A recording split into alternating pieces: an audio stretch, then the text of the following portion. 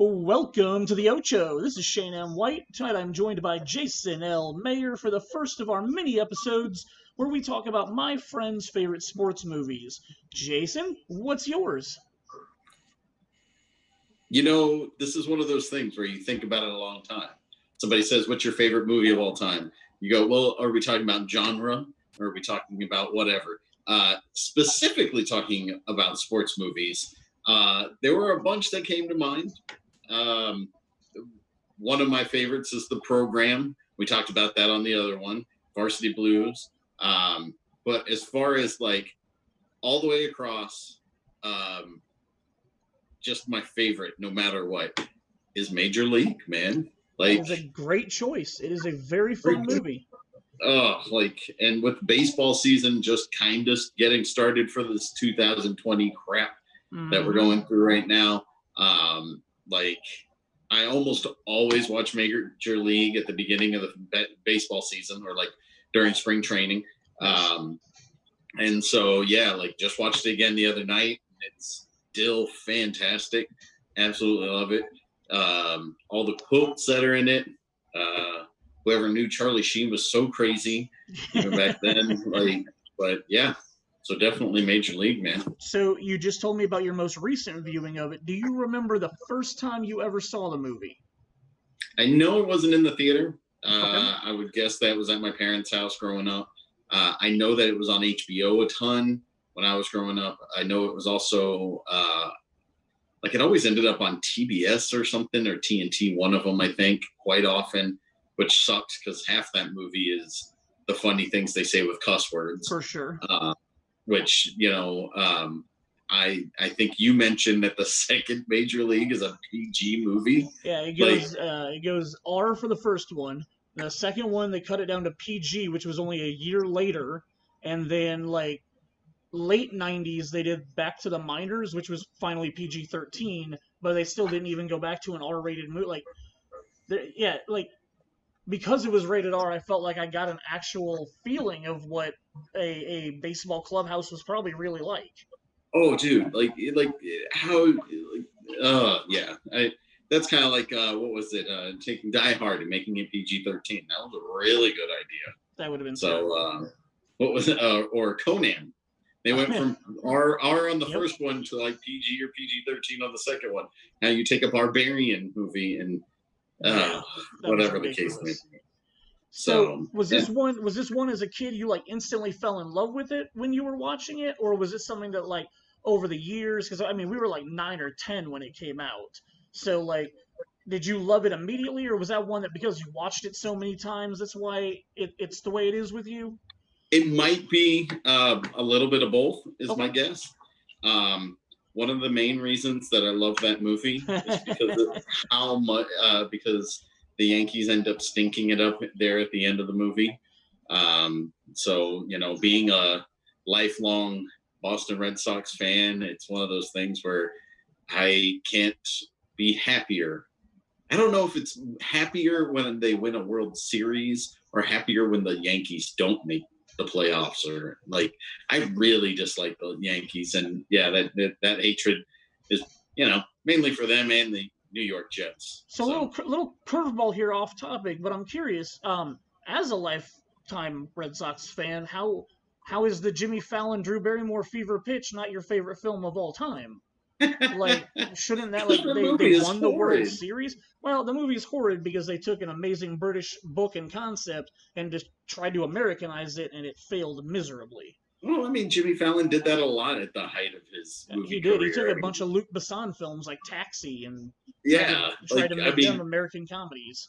Which is really weird because apparently Taxi was this huge hit in France. Yep.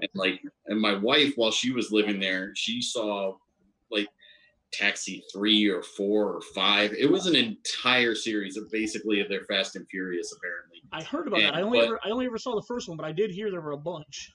Yeah, but apparently it was really ridiculous and over the top. Because the one that she saw in the theater, they were being chased by a bunch of Santa people dressed up as Santa. I don't understand. I don't know if I've seen very many French films in my life. their concept of film. So I don't know, but yeah. But Fever Pitch didn't do it for you. That wasn't like it's the Red Sox and they won the World Series and Jimmy Fallon's funny and Drew Barrymore's cute. Like Drew Barrymore, she's one of those girls that doesn't make sense to me in Hollywood, because there are times where I'm watching her and I'm like, she is so adorable and like cute, and you could totally see her as a sex symbol. And then the next movie you watch her in, you're like, I'm confused. How did I find you attractive over there, but you're not there? Not that, that's the premise for everything, but sure. She's just one of those anomalies to me.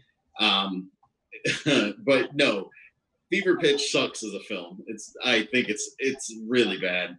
The only reason I probably finished that movie was because I was being paid to finish that movie. Gotcha.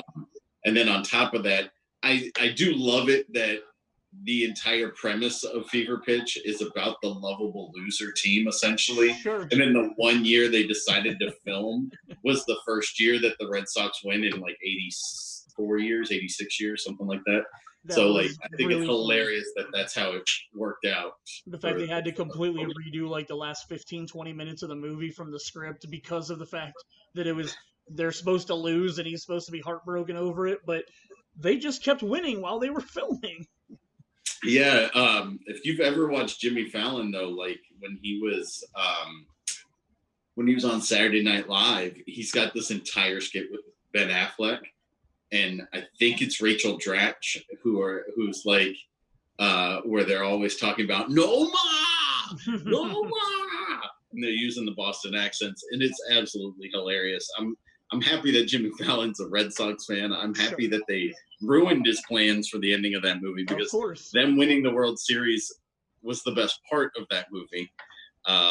But yeah, that movie stinks really, really bad. But all right, yeah. Well, let's course correct back to Major League, and I want to know: do you have a favorite scene, or is there a scene that just like stands out when you think about the movie?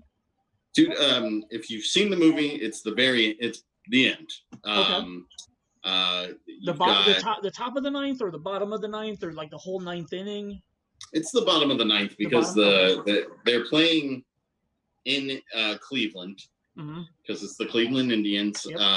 They're playing in Cleveland, and it's the ninth inning. So, like, it's the very, very end of the movie. Yep. You've got Tom Barringer up at the plate, and Wesley Snipes' character is on first base. Second. No, he's on first. He's on first, really? Yeah. Okay. He's on first and steals second while Tom Barringer's up at the plate. Yeah, okay. I was going with the point. He was on second base during the point. Yes, when he gets to the second, when he steals and he gets the second is when Tom Barringer points and does the whole calls his shot thing. And that sequence is so great because he points the first time and you're like, well, okay. So before that, even when he does his like signs to the coach and the coach is like, that's a ballsy play to try. Well, no, he doesn't do that until after his first strike. Oh, okay. Because he gets up there and it doesn't happen, and he's just like, and then like that's when Willie steals second. Okay. Is on his first strike. Oh, okay. So that makes sense. And so then he's sitting there and he's like, wait a minute, let's do this instead. Yeah, so he does all the stuff, and the coach is like, that's a ballsy play to try, and then he calls his shot, and you think, oh, okay, he's gonna hit it or whatever, but he gets the ball thrown right at him. Like, he doesn't even get a chance to do anything. The fact that he gets up and just points again is just great. The music in that sequence is so awesome. Mm-hmm. You can't get the score for Major League on any streaming service as of right now. Yeah, because I have a scores playlist that I like on Apple Music. It was somebody big. Was it like James Newton Howard or somebody? Wasn't it somebody big? I forget who it was, but yeah, you can't get that particular ending credit or the last scene music. And but yeah, it builds perfect with that, and it's kind of like an electric organ sound. So it's got this baseball feel to it, but it was also like current at the time when that movie came out, and it just perfectly builds that entire last sequence. And to watch these lovable losers go through all the crap that they did all year long and be mismanaged on purpose so that they would screw up and lose. It's just one of those moments. Like, yeah, it's cookie cutter, which I don't normally like. But it's also not, because here's my thing about that last scene and the comment of that's a ballsy thing to try or something like that. They're not talking about Willie Mays Hayes getting to home plate. That whole movie builds up the fact that Tom Barringer has bad knees. If he doesn't make it to first base, it doesn't matter what happens with Wesley Snipes. Like, he has to run to first base to save that entire, like, to make the whole thing happen. So, like, I enjoy the fact that, like, it's not about is Wesley Snipes going to make it to home plate. It's, is Tom Barringer going to save the play by not getting called out at first base? Absolutely. And but it's still, like, for the most part, most sports movies, like, go the way you think they're going to go. For sure. Like, there's very few that, like, they don't make the winning shot. Well, and Rocky is the, was the one that kind of started on the whole, like, they're going to lose, but it's okay kind of motif. Because most of the time, everybody wants to see a winner on screen. And even though you're expecting them to win, I still give it back to the editing and the music of that last sequence that just builds it perfect. Because even when he gets called safe at first base, the ball still makes it to home plate before Wesley Snipes, but he has to do his, like, gravity-defying slide to go around the... It's not gravity-defying, because he slides, and he slides wide on purpose, but he brings his foot in a weird position. Foot back out, Yeah, so that you can't touch him. You can't tag him. Like, there's amazing things that happen when you watch baseball, and I've never seen, obviously, that particular slide done in an actual game, but, like, there's some crazy stuff that people still end up being called safe or whatever the case may be. My second favorite scene of that whole movie actually is I love it when Charlie Sheen sleeps with Dorn's wife. Yeah. And he has no clue who she is. Idea. Yep. He's just thinking he's having a good old time with this lady, and she's just on this revenge train that he's not even aware he's a part of, and it just comes crashing right through his whole world, and it's just this whole moment of, like, holy crap. And then to follow that up with the first time Dorn sees Vaughn after that is out on the field. Yep. And he just walks up and he says, strike this motherfucker out. Like, and he's like, forget what we have right now. Sure. Focus on the moment. It's bigger than both of us. I need you to do this. And, like, dude, it's great when they're celebrating. He walks up to him and literally just punches him and then picks him up. But it's over as soon as he does. Like, he punches him and then he hugs him. And it's like, it's that whole, like, yes, I hate you for what you did, but it wasn't your fault. Sure. I don't care. We're good kind of moment. So, like, yeah, it's just that movie is pretty picture perfect for me as far as a movie about sports. Sure. So. Two little quick tidbits that I liked when I was looking up the trivia about this movie is, number one, every scene in the movie that Wesley Snipes is running is always shown in slow motion. Because they felt like it would make it look like he was running faster than he actually was. Second, all of the scenes that Ricky Vaughn, Charlie Sheen is pitching in, they actually moved the pitching mound 20 feet closer to the batter and shot it from angles so that you can't tell. It's always like behind the pitcher or behind the catcher so that you can't get a depth of field, so that when he pitches it, it looks like the ball is traveling the full, like, 80 feet, but it's only traveling 60 feet in that amount of time. So it tricks your brain into thinking that it's going faster than it actually is. Dude, I watched this little documentary thing on I forget where I saw it on the internet, but you and I have had that discussion about hitting a baseball apparently is, like, the hardest thing to do in sports. Yep. And so I watched this video, and it talked about how you have 150 milliseconds if you are a hitter in the MLB You have 150 milliseconds to decide if you're going to swing or not, and figure out what pitch it is and where it's going to be. And then on top of that, you have, after that 150 milliseconds, you have another 50 milliseconds to check your swing. If you don't check it within your first 50 milliseconds of starting the swing, you can't stop, because most of the time you have too much momentum going to pull it back. So like, it's one of those moments where you're just like, these people are ridiculous, man. You think of somebody like, you think of anybody who hits the long ball. I mean, Ken Griffey Jr., like, I mean, I won't include the people who juiced. So like, I mean, we can take out all of the people that we knew in our time frame. Right. But like, yeah, I mean, you take these people who are hitting the ball long for home runs constantly. Well, even if you were on steroids. But now you bring it up, like the hitting and whatnot. When I was watching the Last Dance documentary, the episodes that dealt with Michael Jordan when he was playing in the minors, it's actually funny that this movie popped into my head because Terry Francona, who you know from the Red Sox, was talking about the fact that when Michael Jordan first started playing for him, he started on a 14-game hitting streak. And nobody addressed that fact because they were just like, oh, it's Michael Jordan, whatever. The first 14 games he played, he hit in every single one of those games. Terry Francona then goes, it's because everybody was trying to pitch him fastballs, and he was able to hit all those.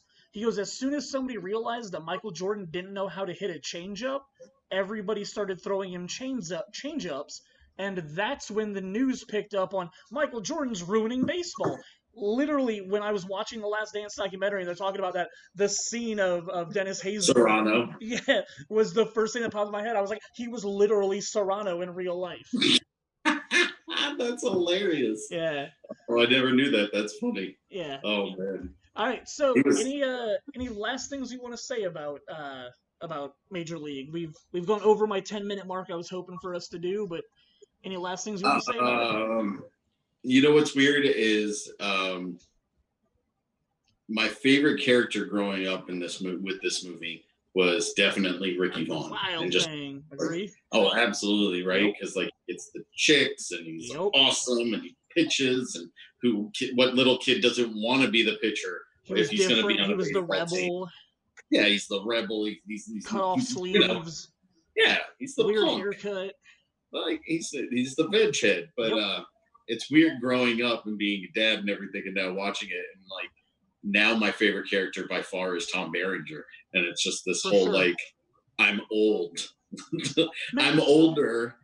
It's harder for me to move. My kids are running circles around me, and here I am just trying to get to first. He's got one of the best scenes in the movie that's not even baseball related too, is when he takes Willie Mays Hayes and Vaughn out to dinner and sees Rene Russo for the first time and goes and calls the restaurant from the bar to talk to her. I really enjoy that scene just as a scene.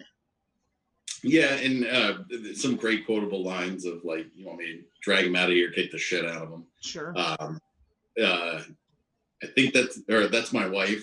Does she know that? Yep. like that whole sequence is fantastic. But yeah, comedy, and you know what? It doesn't do what comedies nowadays do, which you and I hate. Like, it never has that moment of we hate each other. Yep. We can't stand each other. Let's get away from one another while we rebuild this friendship by something stupid happening. And then all of a sudden, oh, I forgive you. We're fine. We're best Vaughn friends. sleeping with her would have happened earlier in the movie. It would have made them not be able to be on the team together. One of them would have quit the team. Or got traded or something. Yeah, it would have been a huge fiasco. Like, yeah.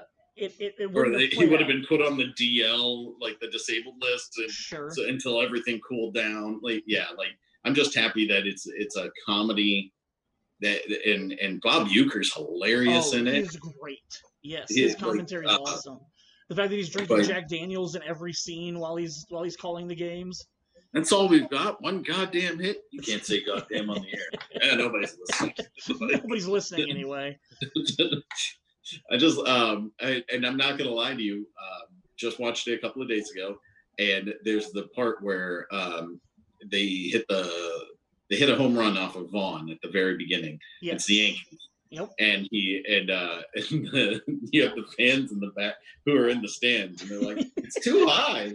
It's too high. And he's like, who gives a shit? It's gone. Like, it's like, what do you mean too high? And then one of the other lines, this was the line I just picked up the other day, was when they sing Wild Thing. I don't know how I've missed this. They hit everything. 30 years that I've watched this movie and loved it. How the other night, for the first time, I hear, you walk everything. Or walk everything. Yeah, that's what it is. Yeah, like, you walk everything. And I was just like, oh my God. How did I totally never hear that before? It's so great. So, yeah, definitely Major League for me. That movie is a lot of fun. I appreciate your time talking about it with me. And have yourself a good night, sir.